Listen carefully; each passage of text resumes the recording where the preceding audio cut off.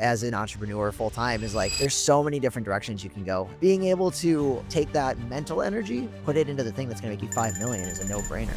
We started the car wash journey like 3 years ago. In that 3 years, we acquired 6 car washes. Money was the tool to let me make this transition and to have that mindset. So if you're not at that point where you don't have enough, I think you should still be grinding. If the goal was to build my portfolio to like 50 million, I'd still be working as a doctor. When you have like mediocre service, like most of the time you just don't leave a review. Yeah. But it's like when you actually have bad service, it's like, all right, now I'm going to go spend my time to go out of my way to do this thing. We hit a lot of resistance from some customers, and we were like, you know what? We understand. Like, if the pricing doesn't work for you, great. Like, we'll refer you to other car washes as other car washes. And the people that like actually left, they're now starting to come back. What are some of the ways you started hiring for the car wash? So, I mean, hiring it's challenging.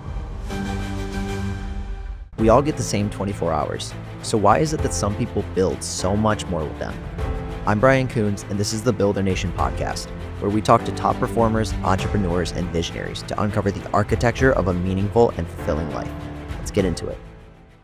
Welcome to another episode of the Builder Nation podcast. Today, I have my man, Johal. Basically, so the average doctor works about 58 hours a week at a bare minimum and earns a shit ton of money to the tune of 300, 400K plus. But over 60% of them report burnout. And if they had to choose again, they probably wouldn't choose medicine in almost most cases. So instead of continuing on in medical practice, you have been doing a ton of entrepreneurship. You've been buying businesses, car washes, you raised a fund, you are managing to do all of this while working as a doctor. And I'm just curious, man, like, so why did you decide to get into the car wash game rather than your own medical practice? Everything you said is like true, 100% true. I did feel the burnout. I did work like a ton of hours, but when it came to like deciding what I was going to do forward, like I kind of used doctors like a stepping stone, and I didn't have the passion to like do a building or like, medical practice, or I just felt like I wanted to diversify.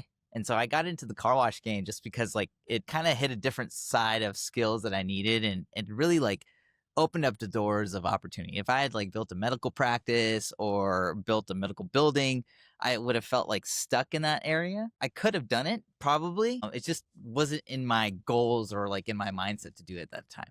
Yeah. Okay. That makes sense. Take me through the process of deciding how'd you get into car washes to begin with? Well, I think that's a good question. So what you said earlier about like you make a shit ton of money, like I had a 6-figure income, but my biggest issue or my biggest liability was my tax liability. So I wanted to figure out how could I nuke my tax bill to literally like where I am poor on paper. And I think a lot of real estate people and business owners eventually start to realize that there's something called bonus depreciation. I took that and I was like, I'm going to buy a business. And I was thinking about like looking heavy construction or something where I could write off the equipment. Eventually, I realized that car washes are unique to this space where the building's considered actual equipment. So I could buy a car wash, operate it, and then literally take that money that I was making as a W-2 employee as a doctor and not pay taxes on it. And that was like a huge just bonus to myself. Your tax liability, if you're a high income earner, is like, 33%. Right. So I literally just, I had an instant 33% return on my money. And that's how I kind of got into it. And then I decided like, oh man, this is actually working. And then I just scaled it as fast as I could. So the depreciation, the bonus depreciation on it, because it's machinery, is that you're able to take all of that day one, or? All of it day one, due to like the Tax Cut Jobs Act, and now it's back through the big beautiful bill. Like it's been a game changer. Like you can buy a car wash, say for $1 million, the land is like 100,000, and you have 900,000 you can depreciate. Usually most commercial is like over 39 years, right? Mm-hmm.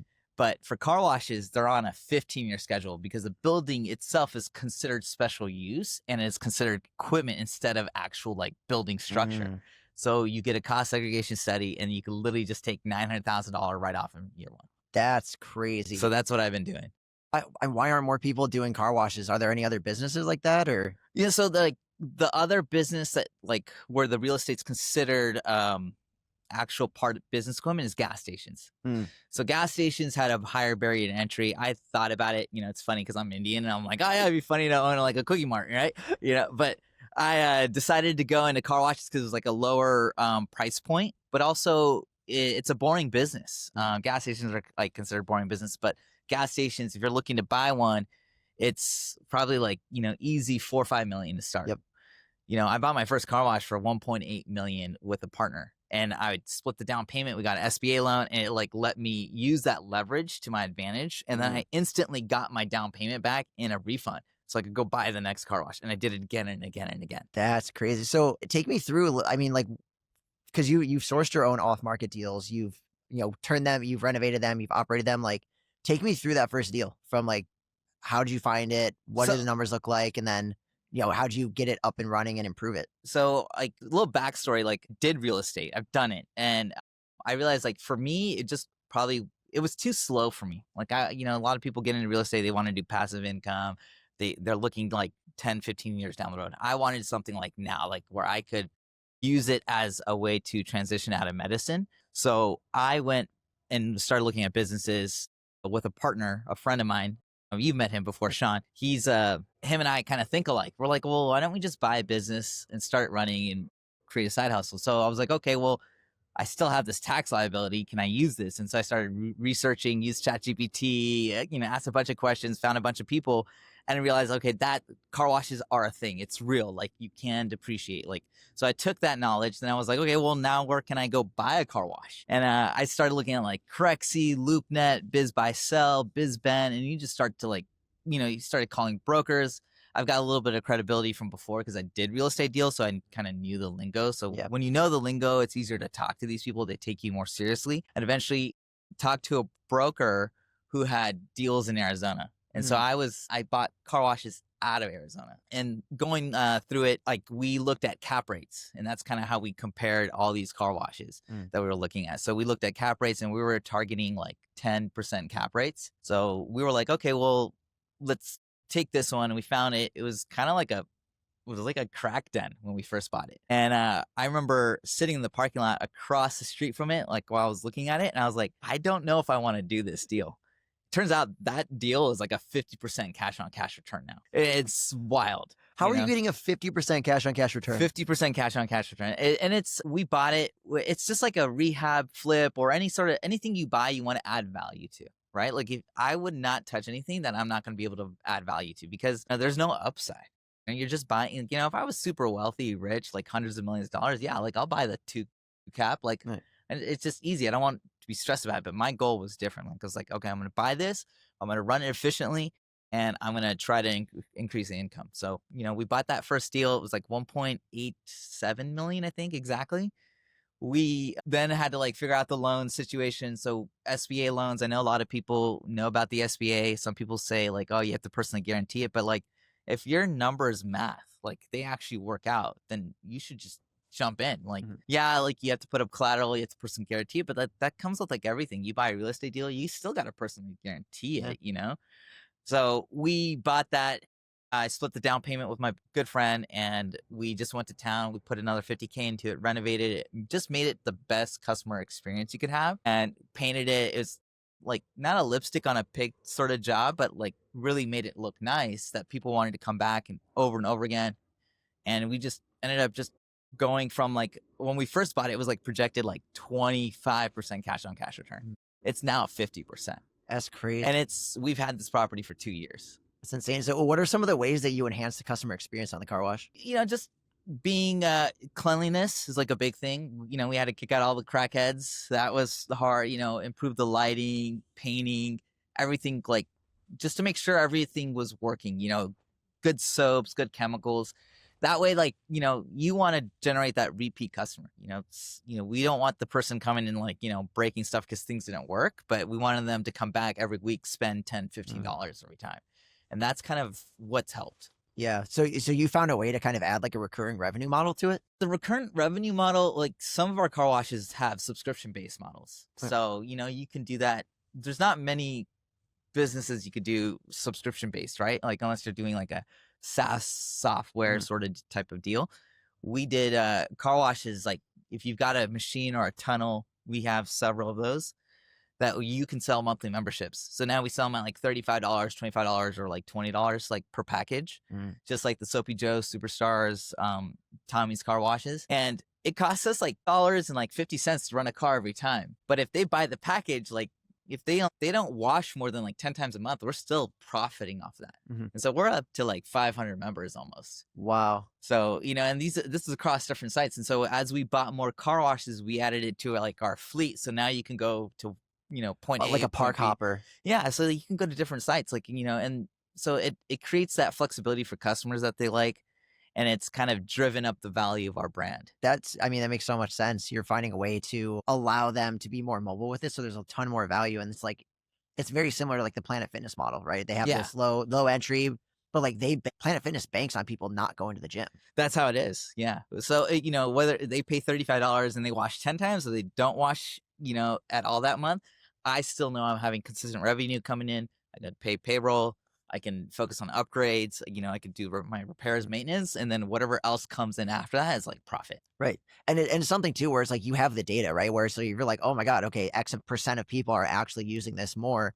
You just adjust the prices based on the data. Yeah, so we've done that actually. So we've kind of like after our first like year of owning it, we were like noticing, okay, yeah, we're getting these consistent customers, all this like, okay, we're more packed on the weekends or whatnot.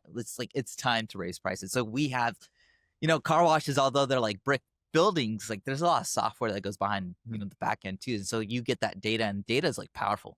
So you get to use that to your advantage to say, okay, now it's time to raise prices again. Mm. So that's what we've done. That's smart. I know the car wash industry is archaic in a lot of ways. Like, I mean, I've seen you like counting quarters and driving, flying to Arizona with, to collect quarters. Like, what are some ways that you're optimizing and adding, I guess, efficiencies to the car wash business? Like you said, I started off in self-service. It's like mom and pop. Like boring businesses are, you're talking about like people who are like 60 years old. They're looking to retire. They've owned them for a while. They haven't like done anything to them because they're comfortable, right? Like they've like, oh, I've got this business. It turns this much cash flow. I'm happy. And then that's your opportunity. You come in and you're going to buy it. You're going to, increase the efficiency. So what I did was like, one of the things is like, we started centralizing cash, or we started putting cash counters. So we knew exactly what we actually empowered our employees too. So now they do some of the coin counting for me. I used to like go and count quarters. Now, like my time's focused more on other things, which is like adding more value to the car washes to grow them rather than sitting there and counting coins and cash. I remember when you first started buying them, it was hard to trust some people with that, and that was one of the last things that it sounded like you gave up. So how do you find members of the team you can trust with the money? I think it's just like working side by side. One of the things is like with employees and stuff, like I've learned is like I don't ask them to do anything that I wouldn't do. And I work alongside with them. I get to know them. I get to meet their families, get to talk to them. I know like the entire background of all my employees. So there's like this mutual trust. And then now I get to like, I've been with them for a year or whatnot. And it's like, they know that I'm there to like help them. I've given them raises. We've helped them. I've like, promoted them and such, so that there's a sense of trust. It goes both ways. And eventually there's also like other things that we do too. Like we upgraded the software and we figured out like tools that we can use to like verify, it's like trust, but verify. So they know that there's cameras everywhere. They know that we have access to like the credit card machine that reads the cash and the coins. So they know like if we're short, there's going to be questions asked. And thankfully that hasn't come up yet. Yeah. So what are some of the things that you've added to this? I mean, you kind of mentioned a couple of them, but what are some of the things you've added to the car wash to make it more technologically advanced? Yeah, so better credit card readers. That's like the first thing. And then the second thing is like the camera systems. Like some of these people didn't have camera systems when we bought them. And it's like, okay, well, how do you know like your employee actually showed up? We have like, kind of now can remotely manage all these car washes. Like we're 400 miles away. So it's like, it's nice to know that like everything's automated by a phone now. We have like Ring systems, Ring doorbell. We've got the alarm system set up. Like that was never there with the prior owners. And on top of that, adding value, like, we just recently like put in a $300,000 machine. I installed it with a team 3 months ago, and that thing's already pumping out $10,000 a month. Wow. And it's like, that's the value, and I took a loan on that. I was able to, take a private capital loan because I knew the numbers would math. Like I had the volume. I've seen it done before, and it's just about trusting your numbers. And okay, now it works, and now customers love it. Yeah, that's crazy. So what do you think? What do you think your competitive edge is as you continue to grow the car wash businesses? I think it's competitive. Oh man, I think it's like just us. Like that's kind of the edge. It's like we're willing to get down and dirty. Like I go and do a lot of the work myself sometimes. I do outsource it, and I've taught my employees, I've empowered them again. But it's like we're willing to grind it out. Like some people want like the nice, like shiny, brand new car wash, zero maintenance. Great. You're willing to pay that premium. I'm willing to like buy the one that's run down the street from you, and I will operate that and I'll make it, the diamond in the rough and make it shiny and brand new. And so I think that's what separates us. Like, I'm willing to work the 24-hour days if I have to. And I don't think a lot of people, if you don't want it that bad, you're not going to want to do it. Yeah, it makes sense. It's funny because I think you're still relatively young comparative to the industry that you're going into.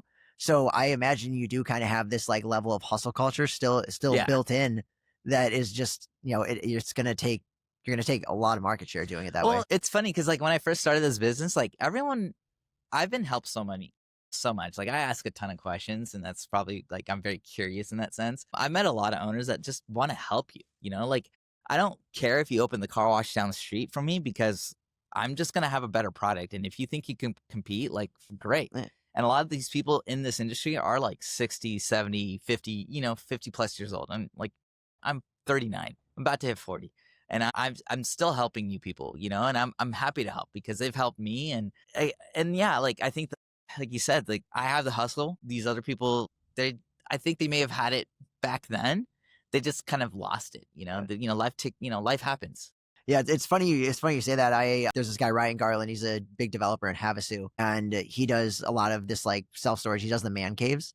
Oh, yeah. And I went to visit him the other week, and we were driving past, and he showed me specifically this other like storage facility that was like directly across from him. And it was very clearly an inferior product to what he had. And it almost, I think, strengthens your product because people now see like what it could be. And they're like, oh, I'm gonna use you all day long. And so it's almost like in some ways, I do think it's number one, it probably will enhance your product. But then secondarily, when that owner sees it, they'll probably ask for help. Yeah, they've asked for help. And actually that's how I got like one of my deals is like, when you get into the space, whatever space you are, and you start to network, right? You start to meet the people, local operators, whatnot. So I met one of the owners of a car wash that was like not even like a couple miles away from one of mine. Eventually, he just ended up selling to us because he was like, you guys are great operators. I don't want to do this anymore. Like, just take it. In a form, it's a sense of advertising. Like, if they don't have a good product, people are going to go somewhere else. Mm-hmm. And I don't have to spend money on that. The customer lost the money the first time or they didn't find value. So they come to us, we provide the value, and they just keep coming back. Yeah, it makes sense because I think that's one of the biggest things in business is that people realize at a certain point, it's not about getting the customer, it's about keeping the customer. And being able to have just a clearly solid product, it defines you in the marketplace. Yeah, I mean, anywhere you go, like if you have a good experience, whether it's like you had a good experience at a restaurant or something, you're going to go back. But if you don't care. Reviews are so important to us. So we have like pretty good reviews for car washes. Like our Google ratings are like around like the low 4s. And that's pretty good for a self-serve car wash that like there's no one there, And our tunnel sites are a little bit better because we have staff there that can kind of fix problems and enhance customer service experience so they don't feel like they lost money or lost value at that time. Yeah, that's funny. I think every industry has like its own standards of good reviews and things like that. And I had hilariously a car detailing situation recently where basically they charged me double from what they quoted because there was like some extra work, and then the way that they handled it, wasn't like the greatest. And I'm like, when you have like mediocre service, like most of the time you just don't leave a review. Yeah. But it's like when you actually have bad service, that's when they have to, it's like, all right, now I'm going to go spend my time to go out of my way to do this thing. Yeah, I've noticed that too. Like in business, like reviews actually do matter, in this age, like where everyone's like online, like how do you find something? You just like go to Google Maps. Mm-hmm. And so if they see a car wash that's like 3-star versus us, like we're 4-star, they're going to come to us. Yeah. That they don't want to go to the 3-star because people have already had a bad experience. Mm-hmm. And when we get like a bad review, like we try to fix it. Like we actually try to fix it. And it's not perfect, like things break, things happen and, people are upset. And yeah, you're right. Like people are more likely to leave that bad review to you if they have a bad experience.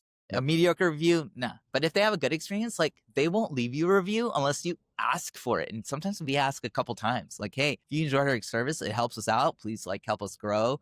We're still considered mom and pop, even though we have several car washes. It's just me and my partner that are running them. And it helps our business. It helps us, grow and expand. And so Yeah. they're so powerful, the reviews. Yeah, I think, and you're hitting on a really good point. I think for any like small businesses or things like that, it's like the reviews. Like for me, like when I travel with my girlfriend, like that's how I pick places to go to eat. That's how I pretty much define everything. Is I Yeah. literally just look for the highest rated stuff. Yeah, and then you look at the most recent reviews too. Like, Yep. I think it's an undervalued or just like underlooked at, thing that you should be paying attention to. Mm. Because, you could be HVAC company, plumbing company, electrical companies. Like even when I use those services, I still look at those too. Like I want to make sure I'm not getting ripped off, but I'm also willing to pay for the 4-star. Yep. Because I know that they're gonna like take care of me because of the reviews or whatnot that have come before. No, exactly. And there's so much. I mean, being like the premium product, a lot of times with the premier product, you're not going to be the cheapest. And there's a demographic that if they see that the 3-star is cheaper, they're going to go there anyway because it's cheaper, and that's okay. Yeah, like funny story, like just like we recently changed our prices for our car washes from like $4 for 4 minutes for the self-serve to $5 for 4 minutes. That's a 25% increase on our prices. It was huge. It actually boosted our profits and everything. But we hit a lot of resistance from some customers. And we're like, you know what? We understand. Like if the pricing doesn't work for you, great. Like we'll refer you to other car washes. There's other car washes. We welcome you to like go try those other ones. And we also welcome you to come back. And I would say like we only had 10% business loss like in customers. And the people that like actually left, they're now starting to come back. We do charge more, and it's like, we're not here to waste your time. We're also here to make a profit, but like we are trying to provide that value. Like we want you to have a good experience. Yeah. That's such an important piece is like, you're going to trim the fat when you raise prices. You're going to find the people who are on the fence anyway. And it's very similar to the 80-20 principle. It's like, that 20% on the bottom is probably taking 80% of the time. The issue, they're probably the ones giving the 4-star or the, 3, 2, 1-star reviews. And so by doing that, you've now removed them partially. They went somewhere else, but now they've come back as stronger customers. Yeah, we have such brand loyalty. Sometimes I have customers that come back week after week to wash their cars because they love us, and it's like it's part of their routine now, and that's like a great feeling, like knowing that like they're getting value out of it, I'm making a profit out of it, everyone's happy, and that's super unique. Like I don't think I've ever talked to somebody who's like, yeah, like I want to make a self-service car wash an experience for them, part of their routine. It totally is. Yeah, it's like, and a lot of people have talked to me about like, oh, it's self-serve, like why not go like the bigger tunnels and all these other things. I've done that, and it's like I'm not afraid to compete because the bigger tunnels are more like subscription based, and they're trying to sell you also an experience, but it's more like maybe an express or whatnot. We hand dry these cars afterwards if they go through our tunnels. We have like cool light shows in our like automatic machines. And then again, for the self-serve, like we just provide like a ton of soap, and just like good product that people feel like, oh, hey, they had a good time washing their car. It's also a psychological feeling. Like, when people think they're getting good value, they're having a good time. It's just like a memory that they build, and it's just like, okay, I'm going to come back. Yeah. Well, it's funny that you hit on that is, kind of the experience of it, right? Like I don't know, I don't remember where I heard this, but basically with, I think it was like Febreze when they first started out, it was like this odor neutralizing, like disinfectant thing, right? Yeah. And so their target demographic was originally like hoarder houses. Basically, they were like, oh, look, they have the dirtiest houses. Clearly, like that's the person who's going to need like this disinfectant. And what they realized is like no one was selling it because they're like, that's not going to help the problem really. Where what they transitioned to was they actually started transitioning to these like higher end neighborhoods, these higher end wives and stuff like that, who the psychological change was after you finish cleaning the room, give it a scent. And now you have a nice scent that shows that the room is done getting cleaned. So being able to psychologically add some layer of like, hey, this is part of your routine, or like, hey, get your, Thursday cup of coffee with whatever in it as you're there or something, like adding that psychological factor is probably super huge for the business. I think it's just, again, it's just like underlooked at, people, you don't downplay the customer experience. Like whatever you do, like you want to provide that experience because it's that psychological feeling. There's more to business than just making profits, and I think like if you're customer focused, like you're just not going to go wrong. Obviously you got to work with your other vendors and all that stuff, and be profitable. But when you have recurrent customers, I think that's like a recipe for success. Yeah. Well, it's increasing the lifetime value of the customer. Yeah. That's the biggest thing. Like you could have somebody go to a car wash one time. It's great. But like that person who's coming back week after week after week, there's no marketing dollars added to it. They're probably going to tell their friends about it. Yeah. And all of a sudden that value goes up like crazy. Yeah. I mean, like, speaking of which, like, so if you talk about like value in the repeat, like that first car wash that I buy is probably for 1.87 is probably worth like 2.7 now. And it's been it just under 3 years that I've owned it. So it's like, that's how much equity I've built into it. If I was to turn around and sell it for a 10 cap, that's the price I'm looking for. Yeah. That's crazy. I mean, that's you added $1 million just from customer experience and some paint. Yeah. Like, and I've simplified the operations. I've pulled myself more out of the business at the same time, yet like still able to grow the business. hey guys, if you're a business owner, high income earner, or investor who's been thinking about getting into real estate development but don't have the time to manage the process, this is for you. My company partners with people like you to help unlock the potential of your properties or even source and manage new small scale development projects. We manage hundreds of ADUs and infill development projects across Southern California, and our team knows how to simplify the process so you can benefit from the upside without managing contractors, permits, or design headaches. Whether you want to develop your own property, explore ways to offset taxes, or just learn how the development model works, head to thebuildernation.com/partner. That's thebuildernation.com/partner, and see how we can help you build more with the same 24 hours. Now back to the show. What are some of the ways that you started like hiring? Because obviously you started with just you and your partner. What are some of the ways you started hiring for the car wash? So, I mean, hiring it's challenging, right? So every car wash that we've taken over, there's been like an employee or two. I think we've only let go one of an employee, and that was because he was consistently late and just didn't show up on time. So that was like the only one. But we would just find good people, we post help wanted ads or Indeed online or just like assign car wash. And we just found like car wash people that would just like, hey, I just need some extra hours because I'm not looking to hire someone like 40 hours a week. The self-serve ones, at least, they only require like 2-3 hours a day of time. So it's nice because it's all machine operated, but I need someone that's there 2-3 hours a day. And then just, looking for someone that's kind of mechanically inclined, a car enthusiast that also has like a good attitude, good vibe, because that's part of the car wash experience. Because if they're there and, something happens, they're the ones that are going to have to troubleshoot with the customer in real time.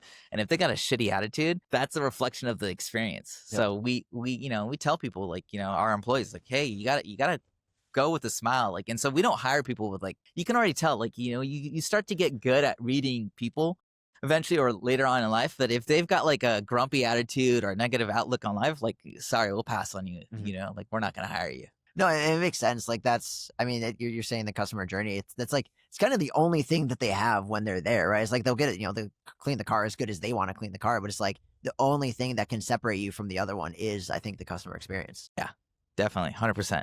And so we put so much emphasis on that, and that's just like probably the thing that separates us from everyone else. Yeah. So like tangibly, like take me through, like, what do you want the customer experience to be for them? Like from the second they get there, like tactically, like what have you done or added to the business? So we improved the lighting. That was like the big thing. Like at nighttime usage, that's gone up.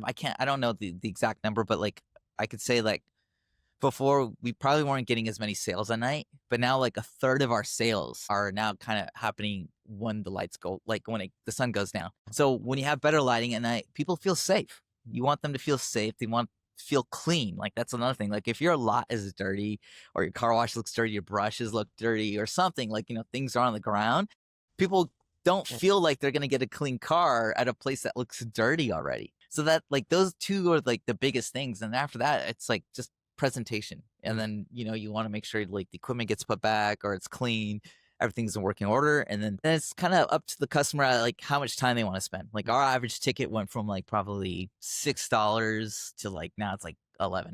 And so it's like that's our average ticket sale per self-serve. It goes a long way to like say like, feel like, for them to feel safe and clean in a place that like, again, we don't have staff there all the time. It's like they're there for 2 to 3 hours a day. So, if there's like a bunch of creepy people or crackheads, like I said, like that are roaming the lot, like they don't want to be there. It just doesn't feel safe. I don't want to be there. Like if I don't want to be there, like my customers don't want to be there. So that was like the very first thing we fixed. Yeah, it's really interesting because I don't think a lot of people think about, the first question is most people ask is what should I do? How do I make money? Whereas like you're asking, how do I want them to feel? Yeah. And I think in any, like, it doesn't matter what the industry is, like you're saying, what's the issue with car washes? People don't feel safe at night.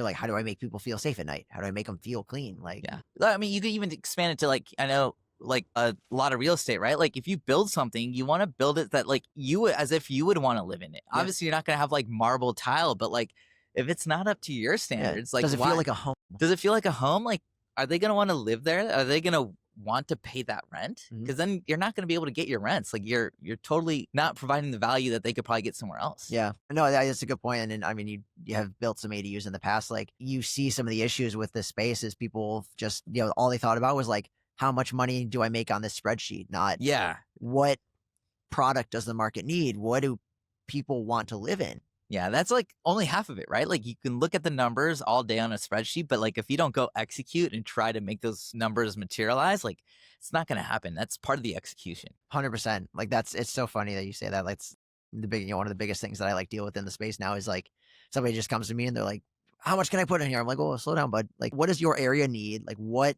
amenities are you going to include? And then you kind of like work backward. Exactly. Because if you can build the biggest car wash, but again, like if you build it in like in a neighborhood that like can't support it, or you build it like that's 50 miles outside of the city limits, or you just don't put like the lighting in it. As simple as that. Like you're not going to hit those numbers. Yeah, or it's like, hey, like if you have the option to have 3 bigger tunnels with better lighting or 4 kind of shrunken tunnels with less stuff, like the 4 on paper probably makes more sense. But like all these other unwritten things of, are the customers going to want to come back? How are they going to feel while they're there? Or is it going to like actually be like, wow, that was really nice. Like I'm going to leave a review. This is like, I have so much room to fit my big car in here. Like it just changes the experience. Yeah, no, definitely. Like, so going back to like the journey part of it, like I decided car wash is just because like it was like a space that like I knew I could go in and I could add value.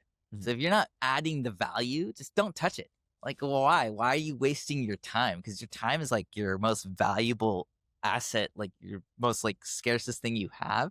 You've only got everyone's got the same 24 hours in a day, so you want to like try to use those 24 hours to add value, because in return you're going to get compensated for that. Your net worth is like directly tied to like the value you provide. It's so accurate. What skill sets do you think have transferred, like aside from just like work effort, what skill sets do you think have transferred from being a doctor to owning car washes? Probably my biggest one is like multitasking. Multitasking and decision making, like having that executive function. Like when I see patients, I gotta make the split decision about like, do I order that test? Not. Do I gotta like intubate this patient or not? Like, is this life or death or not? And that's like helped me kind of go through like a series of differentials in my head of like what outcomes could be, and am I taking too much risk here or not taking enough risk here? Am I doing the right thing? And that type of reasoning skill set, and then the multitasking, like, I work as a hospitalist. So when I work in the hospital, I'm getting pulled in like 15 different directions because I've got like 4 nurses, I got 10 patients, I got to talk to like 3 family members, I got to go talk to the pharmacist. And so that's kind of helped me decide like what are the highest value or highest level tasks I have to like achieve in that moment in time to have like the most productive type of day. So I think that's something like any doctor, any high level executive functioning person like has. And it's just kind of seamlessly transferred over in terms of like business. That's helped me a lot. That makes sense. That's, I joke about it, or I kind of see it now as my own, as an entrepreneur full time, is like, there's so many different directions you can go. Every single day, there's a million things, a million problems to solve, and being able to identify like what are the ones that are actually going to move the needle forward. Yes. Is one of the most invaluable skills you could have. Yeah, I mean, because like, are you going to spend 10 minutes working on a task that barely moves you an inch, or would you rather spend like, a full day working on something that's going to literally, project you into the future, like, and hit goals and milestones? So like, that's the way I look at things. Like, if this is a low level task that I can delegate, I'm going to delegate it. Like, at first, yes, I did it myself, just so I can learn the task, know what it is. And then I delegate everything else. So I've started delegating a lot. And that's part of like hiring the good employees and like having them, because now it's like a team effort.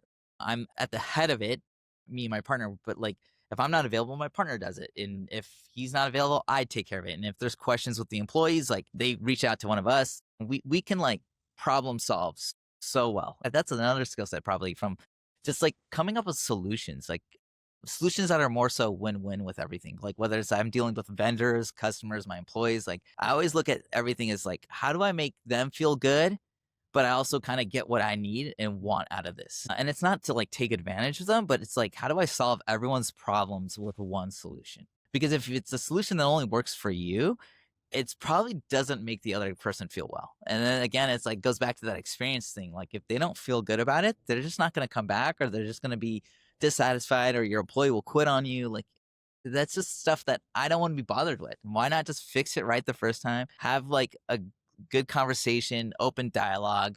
Let's look for win-win solutions. Let's not get frustrated. Like let's talk it out. And I think that's also helped. That's probably something more I didn't realize I had as a doctor, like when negotiating with patients and their families and stuff. But it's definitely translated now, and it's become more apparent that I have that skill, in business as well. Yeah. What's an example of one where you kind of found a solution that solved a lot? Here's like one of the things I would say is like we spend like, or we're on track to spend like almost like $80,000 on soap this year. It was actually probably going to be over 100,000. But I went to my vendor and I was like, look, hey, I can bring this in-house. I don't want to. Like, I don't want to, like, I can vertically integrate this as part of my business. I can make more money. But that's not my goal. My goal right now is to acquire more car washes. So if I started doing that, it detracts from me doing this other thing that provides more value to me. And I would take away business from you, and we would be on, like, you probably wouldn't like me as much. But so I told, we talked it out, and we came to a compromise where he would lower his rates. He would do some of my service as well. And I would give him service business in terms of like, hey, I need you to go fix this because my employee can't handle it, or it's above his pay grade, or something I don't know how to do. And eventually I was able to reduce like our expenses by like 15%. So we went from like spending 100,000 to now I'm going to spend like 80,000. Now, in the future, does it change that maybe, I stop buying and I do pivot? Probably. I don't know. But that's like, it's a way to, spread the love, spread the money, and again, it frees up my time. Cause like, do I really want to be delivering my own soaps and chemicals to my own car washes and like figuring that out logistically, when I'd rather go buy the next $5 million car wash? And I think that like, that's a really important topic that I've kind of taken in a similar vein with partnerships that I've had, right? Yeah. It's like, you can try and squeeze every single dollar out of it, right? Like you could, in theory, at the risk of not scaling or not growing as much as you want, because you've been able to prioritize, like, yes, that $20,000, yes. That's 20,000 bucks. Yeah, $20, but being able to take that mental energy more so than anything else, I think, put it into the thing that's going to make you 5 million is a no-brainer. Exactly. And that's the way I look at things. Like I look at all tasks like somewhat in a time value fashion. Like, do I really want to spend this much time doing this, or would I rather spend that time elsewhere? And sometimes like some of the decisions I make are also like just family based. Like I'm like, hey, like, is this going to take away from me being a father, a husband, hanging out with my friends? Like sometimes I'll just say like, it's not worth it. Like I've worked hard enough. I've done it, but it's the goal right now is not to like pinch every penny from everybody. Like I'm not that type of person, but like I don't want to be that type of person. Like I rather spread the love. Everyone gets paid. Everyone gets money. Everyone's happy. I get what I want. Again, this is my time. That's way more valuable. Or is it the $5 million deal? Right. And now, so we haven't really touched on it much, but you are actively transitioning out of being a doctor to be full-time entrepreneur, family man, business owner. Yes. Yeah. Take me through that. So we started the car wash journey like 3 years ago. And in that 3 years, in 2 years, we acquired 6 car washes. And that took a lot of time. I was working as a hospitalist, and I was spending like probably, I would say like 60 hours a week. Some weeks more, some weeks less. But on top of that, I was doing car wash, and I was very active, very, very active. So I was like flying out to Phoenix or driving to Phoenix, at least like 2 to 3 times a month. I was there for several days, but then I'd come back and I'd work. And it came to the point where like, okay, why am I doing this? What is this for? I think I'm done acquiring, or I should say like, I'm done running at full speed.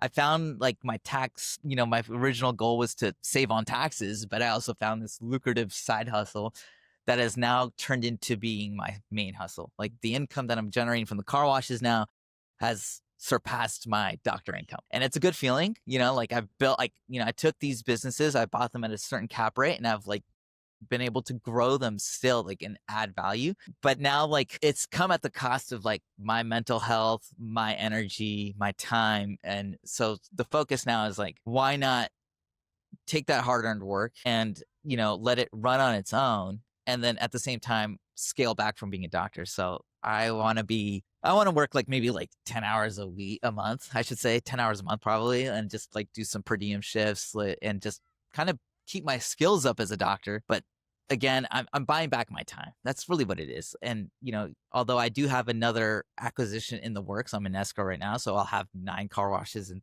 3 years. That's going to close hopefully in a couple months. But it's like, okay, how much more do I need? How much more do I want?